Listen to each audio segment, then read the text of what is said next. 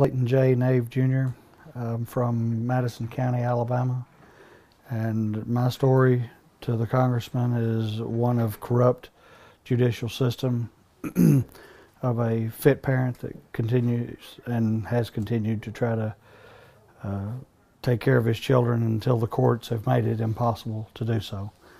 And back when the divorce began, I had a private investigator following my ex around and her adultery with different men, recording the data. And once she finally realized that she was caught, she was already before that trying to move out, telling me she was going to leave and such, just wanted a separation. I said, well, we'll just divorce if you leave, so we'll be done with it. So, but anyway, back to when she finally realized she was caught, she grabbed up the children and left the state. Stayed gone for approximately 3 months and called it a vacation. And this was with private investigators not being able to find her, me looking for them, no phone calls, no communication, nothing. Well, it goes on. We weren't supposed to be at each other, tormenting each other in your divorce case. She shows back up into town. I get a phone call while I'm at work saying that I think your ex is at your house. So I immediately leave work, start heading to the house, and come to find when I get there, she'd gotten one of her girlfriends with her van, and they were unloading things out of the house. The back windows had been busted out with a concrete block thrown through the windows. This was with my 3-year-old daughter at the time there, watching it go on, and was able to repeat what had been happening. I'd told the ex when she left, what was it going to cost me to get rid of her? What is it you want? So she gets a new car, she gets a big lump sum of money to get her down payment to a house, to get her established, finish paying for her college, child support all during this time, and then child support was supposed to quit 6 months after her finishing of college, so that she would have 6 months of time to go out and find a job and start taking care of her portion of raising the kids. The reason for this was child support stopping was because I had asked for half legal and physical custody.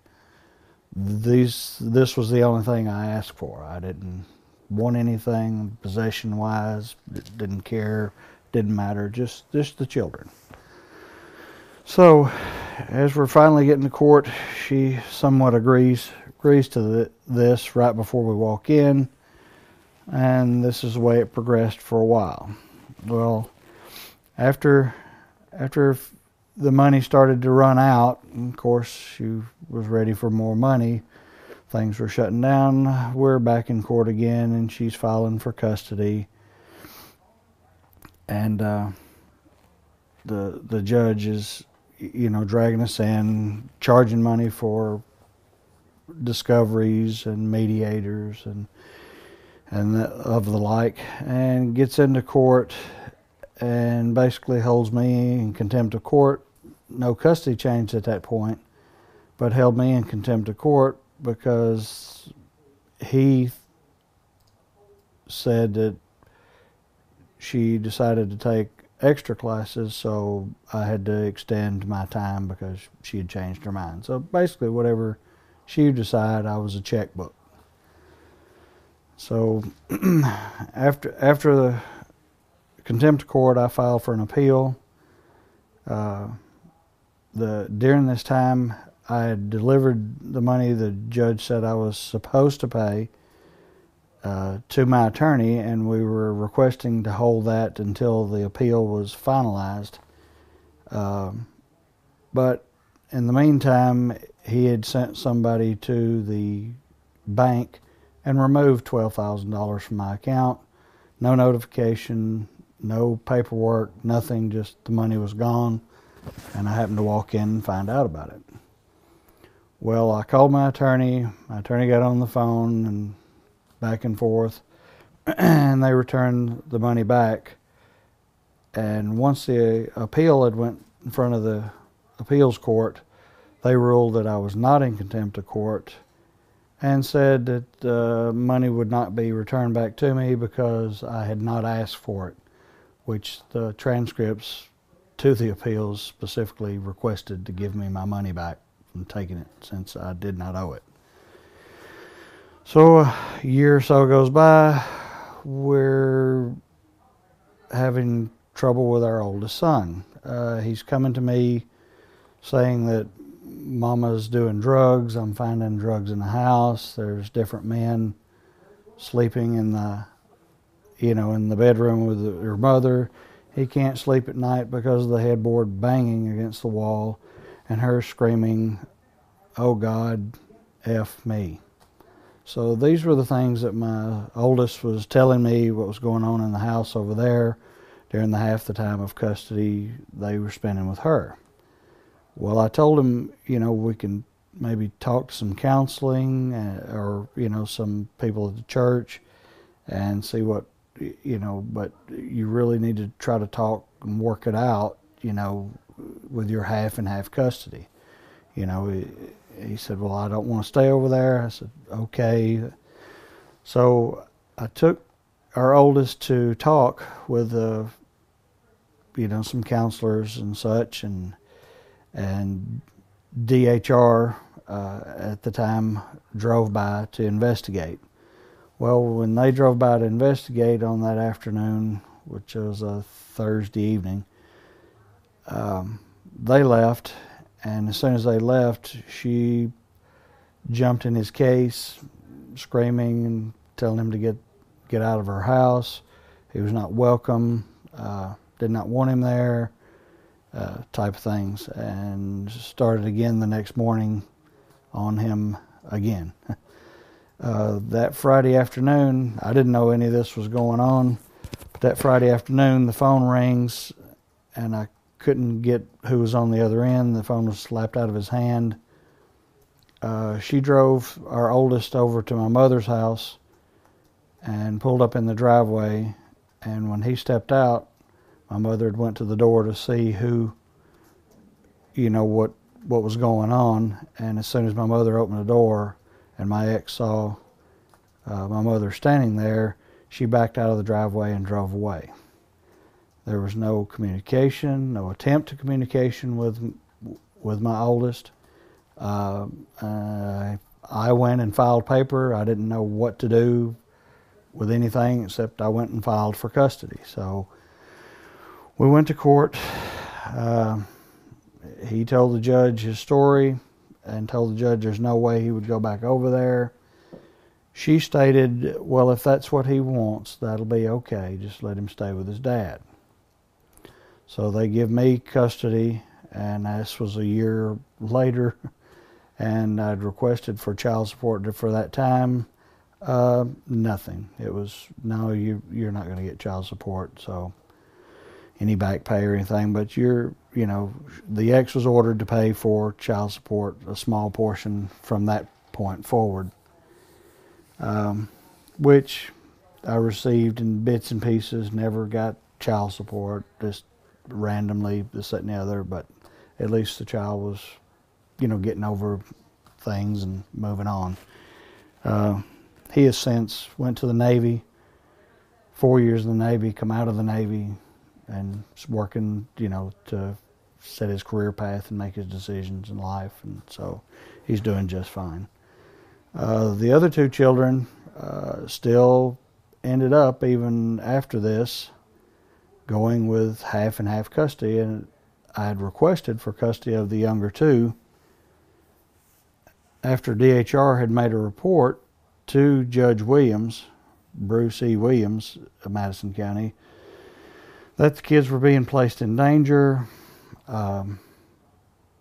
She had been picked up by the police department with drugs and paraphernalia and pills and such, but because she went to a class or, kind of rehab, whatever, They didn't charge her with it. It was just she was picked up and on record.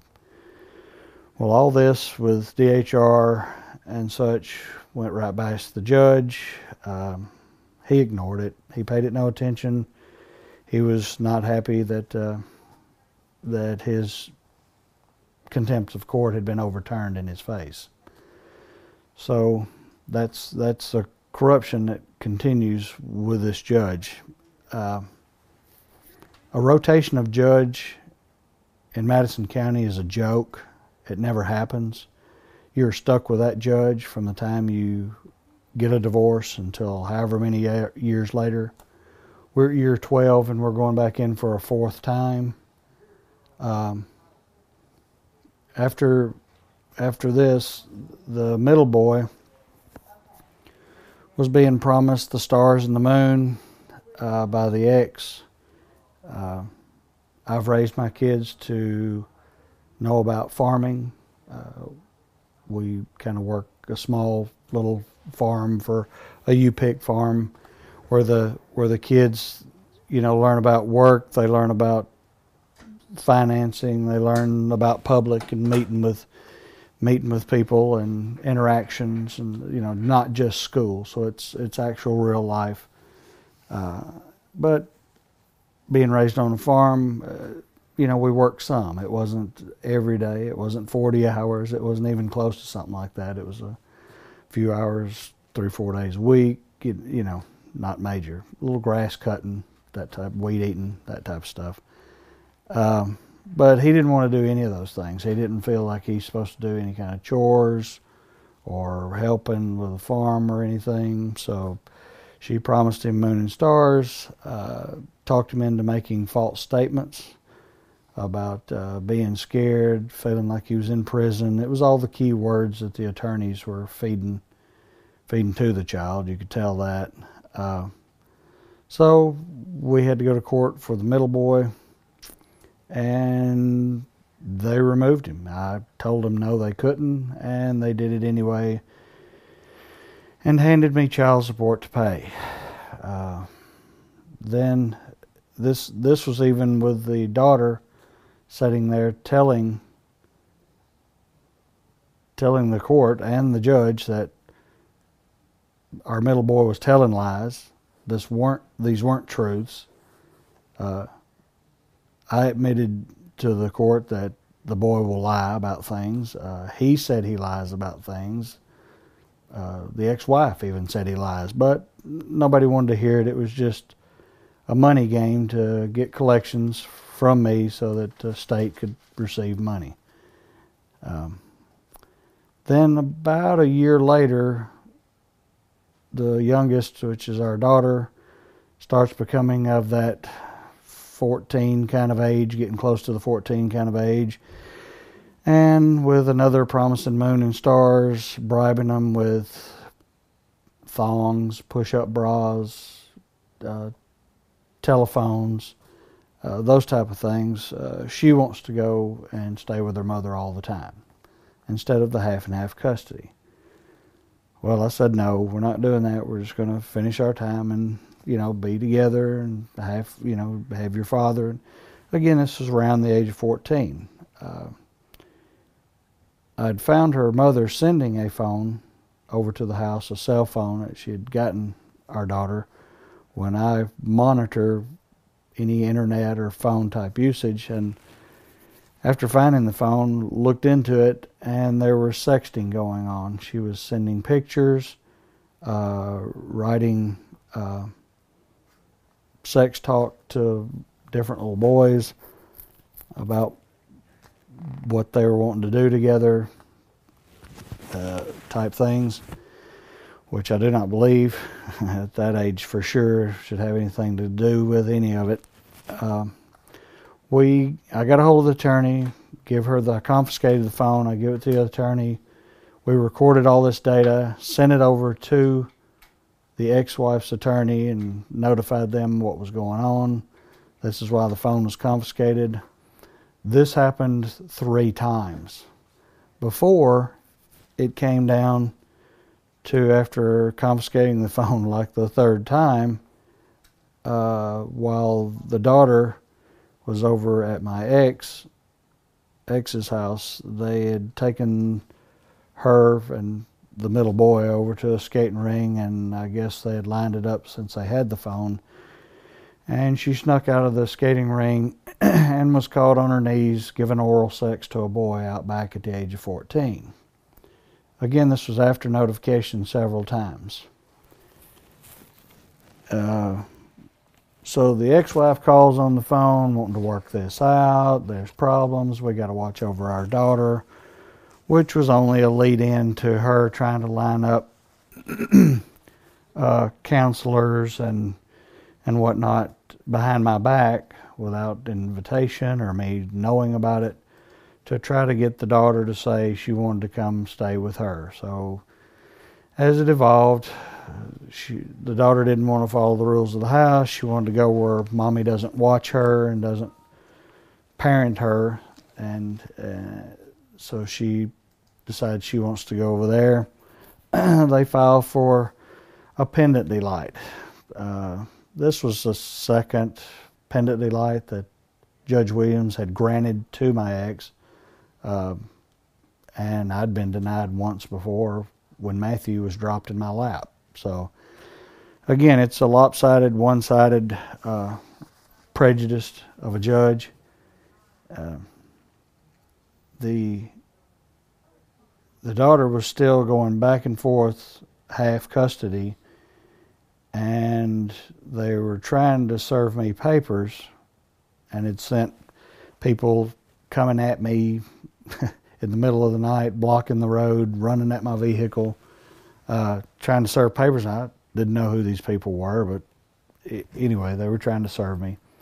And I finally, ended up getting served. Well, while this service was taking place, the judge stated that if he doesn't get served, we're just going to dismiss the case. Well, they finally get around closer to service, and the judge had ordered a guardian ad litem to the daughter to investigate. Well, the guardian ad litem had made a couple of phone calls, and I didn't see that I had hired the attorney, so I really had no need to talk to her. Court case was coming in close. It wasn't long till we were going to be in court anyway. Didn't have anything to say, so I didn't answer a couple of calls. When Thursday evening, when the case was on Monday, the Thursday before, the guardian ad litem shows up on my porch and is knocking on the door, grabbing at the doorknob, trying to twist, trying to open the door. When I'm in the back of the house painting on the back doors, I was reworking some of the house. Daughter upstairs watching TV. So I guess by not talking to the guardian ad litem, her feelings were hurt. So best I can tell is maybe she made a phone call to the judge, and the judge ex parte and the guardian ad litem had made that decision Thursday night and made an order Friday morning that change of custody and suspension of all my visitation rights.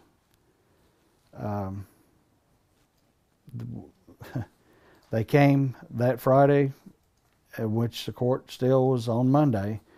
They came that Friday with 3 sheriff's cars, no paperwork, no documentation, no proof of nothing. Said that dispatch had the stuff and they were there to pick up my daughter, and basically took her and left. I haven't seen my daughter since then. It's a little over a year now, about a year and a half. And we went to court on that Monday, and after they removed my daughter, and I got no explanation, no paperwork, no nothing. They've never given me anything, just an accusal that I was doing things, which they have nothing. They have no proof. They have no true evidence or precise any reason to interfere and violate my 14th Amendment rights. I've got the right to pursuit of happiness, life, and liberty, and to raise my children as I see fit without a court coming in acting like a tyrant and bullying their way and running over people. But we're headed back to court for the final hearing, and I've requested a dismissal because of misconduct of the attorney by having ex partes with the judge. I've asked for of course the judge has retired since then, and I'm going to a new judge finally. But I've asked for a dismissal because the judge made mention he had a motion from the guardian ad litem, and I went down to get the documentation certified, and there is no motion for a change of custody or anything. It's just a judge saying something. Whatever he says must be the truth, since they don't lie, which everybody knows that's not true. But they filed for custody and of the daughter, and now after the filing, they're trying to throw in other things, asking for the college and everything else for the middle boy, which basically had F's for grades.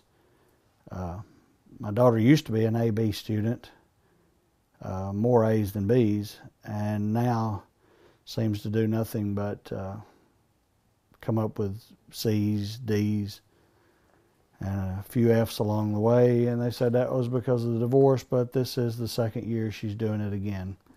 And if you look at the daily grades, homeworks are usually 95s and 100s, and every test is either mid-60s, 50s, or 40s. So any normal person would obviously see that that's cheating, and she doesn't know the information. But again, this is somebody that has been arrested, which constitutes a change of custody. Somebody that admittedly in court, when I found out about it, was when our middle son was being born. The nurse had asked her had she ever had any complications or abortions or anything like that. That was my notification that before we had married, she had had 5 abortions. So there's not much stake or, care of life from the ex-wife. This is the type of person that would drop off a child, have abortions, drugs, whatever, different men in and out of the house. And this is the best interest of the child according to the courts in Madison County, Alabama. The courts, by law, if they follow that, and they're not, without clear and concise evidence, have no jurisdiction in family divorces whatsoever. They do not get to make a choice of anything but 50-50 custody unless there's real danger, and there's never been. Never been accused, never been evidence, no anything. The ex-wife continues to show up at the last minute with bills from year to 2 years back of doctors or dentists or those type of things that they treat me like they think I'm a checkbook. And we're basically going pro se now. I'm at the end of the money, end of the fight. I'll continue to fight, but I'll have to do it in other ways other than in the judicial system. There's no way to win against somebody that gets self-endowed power to make up the laws as they go. So there's no need, if two people are arguing and one stops talking, the argument must stop. But it doesn't with the court systems. They send their militia, sheriff's departments, city police departments, whoever, their self-hired militia to come after fit parents that have done nothing. And they try to persecute you till you can have nothing. So I hope things go better.